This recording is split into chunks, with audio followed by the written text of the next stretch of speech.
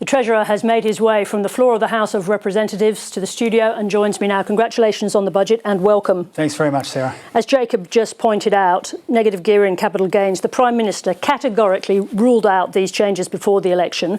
Will you first acknowledge the broken promises and then we can talk about why? Yes, I acknowledge that the government's come to a different view about some really important policy areas. The comments and commitments we made at the election reflected the government's almost singular focus on housing supply. We're maintaining that focus on supply. But the challenge begins there, it doesn't end there with supply. We also need to take these decisive steps, these contentious steps to rebalance the tax system, because the interaction of the housing market and the tax system is locking too many Australians, particularly young Australians, out. No acknowledgement of broken promises, despite the fact that they are blindingly obvious to everybody watching.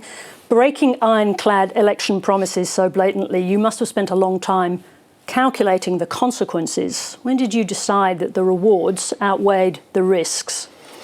Well, I think it's important to see these changes for the substance of the changes, not the politics of the changes. There's always politics as well, Treasurer. Well, this decision was taken in recent weeks. It was taken relatively late in the budget process. And it was taken because we became increasingly of the view that the focus on supply, which is still the main game when it comes to the housing market, was not enough to deal with some of these intergenerational issues in particular when it comes to housing. Now, obviously, we are aware that people who want to defend the current tax arrangements, or they think that the current housing market is working just fine, they will want to focus on this element of it, the political element of it. I understand that. Obviously, that doesn't come as a massive surprise to me. But we're focused on the substantive issue, the substantive change. We've come to a different view on these policy areas. We're explaining to the Australian people why. You just said recent weeks. The decision to make these major changes to negative gearing, trusts and capital gains was made in recent weeks. Is that what you're saying? Yes, it is what I'm saying. The how many Expenditure Review Committee finalises the budget in the usual way towards the end of April, sometimes the beginning of May. Obviously, this has involved a fair amount of work, but the decision was taken in recent weeks to make this policy change. And more than deciding this policy change, and the substantive difference that we hope to make, encouraging another 75,000 Australians into the housing market over the next decade, rebalancing the playing field when it comes to housing and tax. Obviously, we know that that invites an element of political risk. Obviously, these changes have been contentious for some time.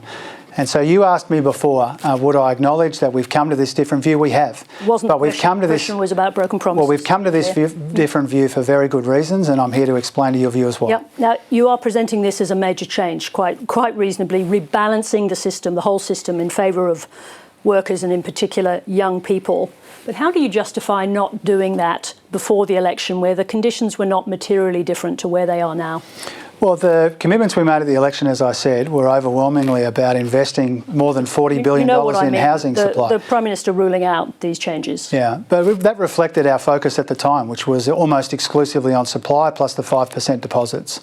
And they were the positions that we held at the time. It's become increasingly clear to us that if we continue to kick the can down the road on some of these difficult policy changes, which have been ignored in our tax system and our housing market for too long, then that would make life harder and lock more Australians out of the system. And so we had a choice. I mean, fundamentally, this budget was a choice. Did we use what's happening in the Middle East as a reason to do less, to just focus on fuel security and some of the near-term measures?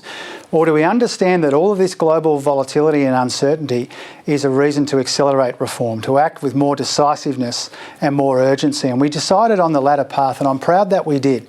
And I know that there will be, of course, there will be people who want to focus on the commitments we made at the election. I understand that. But it's not just that you accept it, that it's reasonable. As I said before, the conditions that existed before the election are not materially different now in terms of the difficulty of obtaining housing. Why did it take a war in the Middle East to make you reset your policy so drastically? Well, it's another year of too many people getting locked out of the market, and some of these challenges But you accept there's no substantial change in terms of the locking out of the market between now and 12 months ago at the time? We became increasingly of the view that some of these other challenges which go beyond supply, they go to the composition of the market, they go to the fact that tax policy settings have had I think a negative impact on the housing market. When these policies were changed in 1999, it fundamentally distorted the way that investment happens in this country, encouraged people to pile into existing housing, pushed prices up, locked people out of the housing market, particularly younger people, and so we've had another year of that.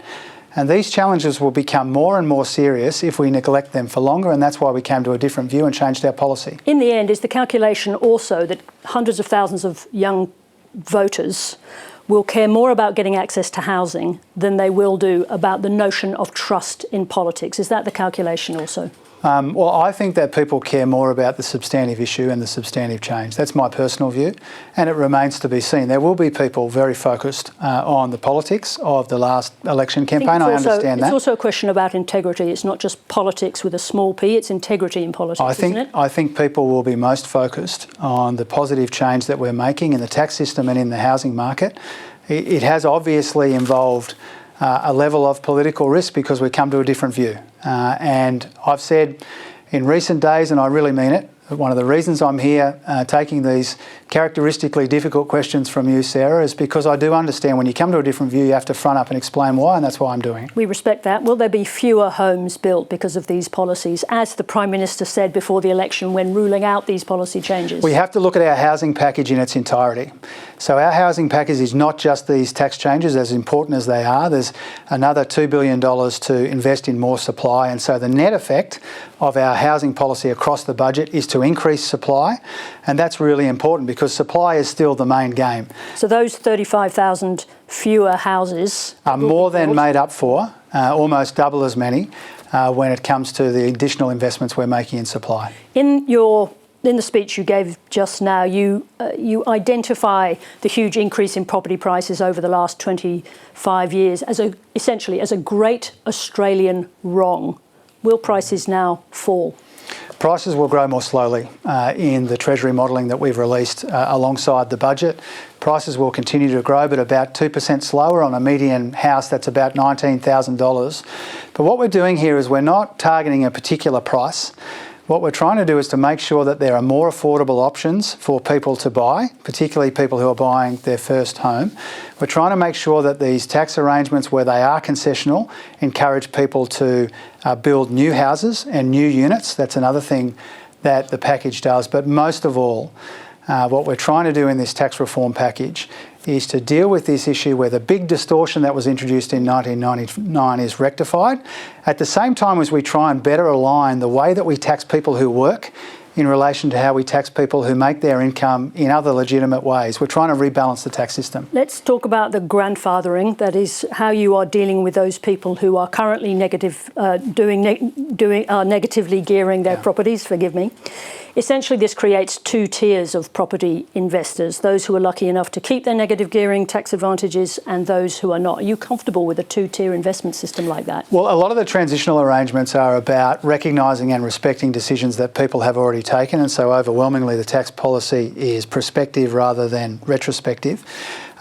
People who want to still invest in homes and negatively gear those homes can do that if they make a contribution to housing supply and do that with new homes. So that will continue to be available to people who want to make new investments. But just on the question of that grandfathering, if I may, the budget papers show that you'll be able to build 75,000 households over 10 years, or 75,000 households will be able to buy their first home under these policies. Would that number have been higher if you had taken even tougher decisions on grandfathering? Well, obviously the numbers in the modelling would be different if we made different decisions. But don't forget as well, homes available to people. Don't forget as well, Sarah, when it comes to the grandparenting arrangements, the transitional arrangements, is that houses and properties which are negatively geared are often not negatively geared forever. Typically between 5 or 10 years later they become positively geared.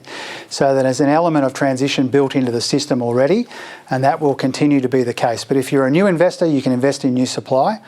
But what we're doing here is making a meaningful difference to the number of people who can get into the housing market for the first time. That's our objective. Let's talk about some of those most vulnerable people in that category, that is renters. Will these changes mean fewer rentals and higher rental prices? Well, once again, you've got to look at the housing package in its entirety. We have presented some modelling around rent and we have presented some modelling around housing supply, but that's only for the tax changes. And we're not only changing the tax system when it comes to housing. So the net effect of the extra homes will put downward pressure on rents, even as the tax changes make a modest difference in the other direction. So it depends on all of the pieces working together, but you will get, in the short term, you will get slightly lower, you will get higher, there'll be fewer rentals available and slightly higher prices. Not in its entirety. You have to look at right across the budget. You can pull out any one change. What matters is the net effect. We're building more homes that will put downward pressure on rents.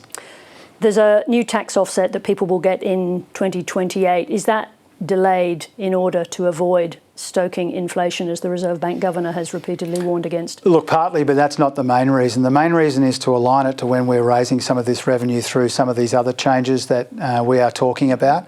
We provide tax relief in all kinds of different ways, 5 different ways to cut income taxes, but we have to do that in a responsible and affordable way. And in this instance, it's by aligning it with the other revenue measures in the tax reform package. And what that means is we're actually returning the revenue from those difficult tax changes to workers and to businesses over the forward estimates. And that means that where we're seeing all this budget repair, it's not being done by the tax reform package over the forward estimates, it's being done by our responsible approach to savings. I've got a question to you about that, because your tax package appears to improve the budget's bottom line by $77 billion over 10 years. Is that how much extra tax you are taking? That's the 10-year period. Over the forward estimates, it is broadly neutral. And over the 10-year period, what we've put in that medium-term projection assumes that there's no more returning of bracket creep. There will be more tax relief.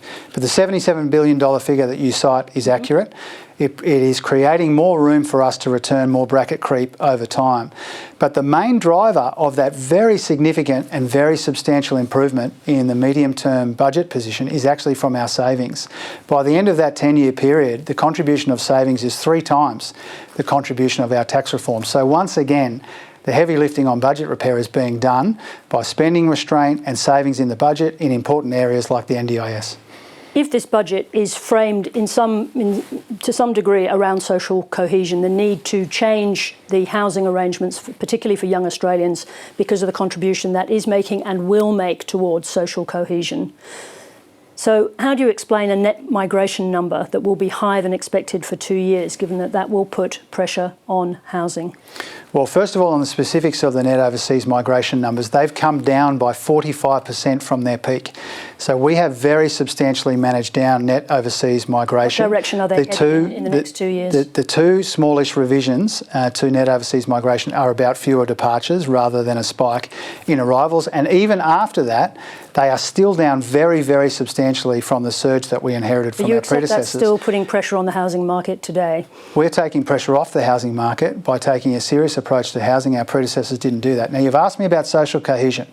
One of the things that worries me most about our society is this idea that too many people have that we can't let take hold in our society, which is that a fair society is a feature of our past but not a feature of our future. One of the things that keeps me awake at night, one of the defining motivations in this budget, is we have to make the fair go the defining characteristic of our country in future generations, not just in past generations. But do you also, at the same time, have to level with young people to whom you are making this grand offer that we will never go back to the kind of ratios we saw between housing prices and wages in the past? Do you need to tell them that at the same time?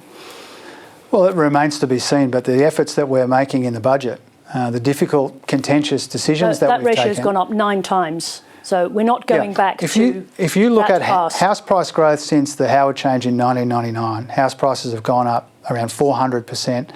Income has gone up by about half of that. The Howard Costello change has decoupled house prices from incomes, and that's a problem. And no Treasurer has sat here on budget night and done more to address that particular challenge for a quarter of a century than this Treasurer. Just on the issue of budget repair, your promised committed budget repair in these papers, of course, depends to a very large degree on the extremely difficult task of fixing the NDIS.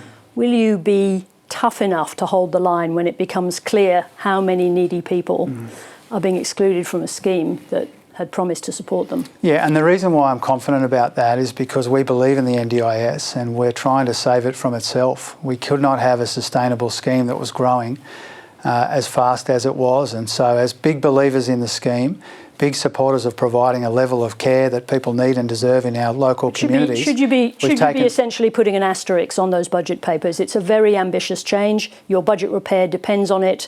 There's a lot of people who think that it's unrealistic that you'll reach those figures. Well, it is an ambitious change. It's an ambitious budget and this is an ambitious government. And we couldn't sit by and let the NDIS costs blow out to the extent that they were. Spending will still grow, but much more slowly. I pay tribute to Mark Butler and Jenny McAllister and the other colleagues for the work that has gone into this. This is a really important part of the savings package, but more than that, it's a key economic reform.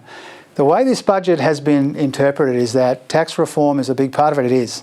Productivity package, big reform, it is. But also in the NDIS and in budget sustainability, there's a number of important reforms there too. We're also sitting on Australia's weakest productivity growth in 60 years, I think. 2 terms, 5 budgets. That's on you, isn't it? Well, hang on a minute. The weakest decade for productivity growth in the last 60 years was the coalition decade. In the last year, we've seen things turn around in welcome ways.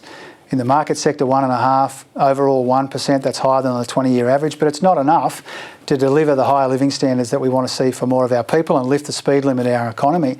So there's a very broad and ambitious productivity package in this budget to grow the economy and lift living standards and wages over time. I just want to loop back to the idea of promises and integrity. Do you accept that even if these changes are very well received amongst young voters, no one will believe a promise from this government ever again? Well, I'm not sure about that. I mean, I think that the most important thing, genuinely, is if we come to a different view, we explain why. And the most important thing beyond that... Wouldn't it help if you acknowledge that these were broken promises? It's such a simple formulation that you keep avoiding.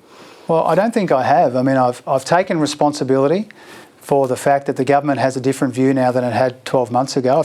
I do take responsibility for that. And that's because I've come to a different view on these policy changes. I'm explaining why. But more important than any of that, let's not lose sight of the actual issue that we are addressing here. Now, the easiest thing in the world would have been for me to sit here and rationalise to you why we hadn't made any of these changes. That would have been so much easier than explaining why we have, but it wouldn't have been the right outcome. For 75,000 Australians who would stay locked out of the housing market, it wouldn't have been the right outcome. For workers who continue to be treated in an inferior way to people who make their income in other ways, legitimately in our economy. And so I'd rather make the difficult decision and explain why than take the easy decision and escape some of these questions. Treasurer, congratulations again on your 5th budget, and thank you very much indeed for joining us this evening. I appreciate it. Thank you, Sarah.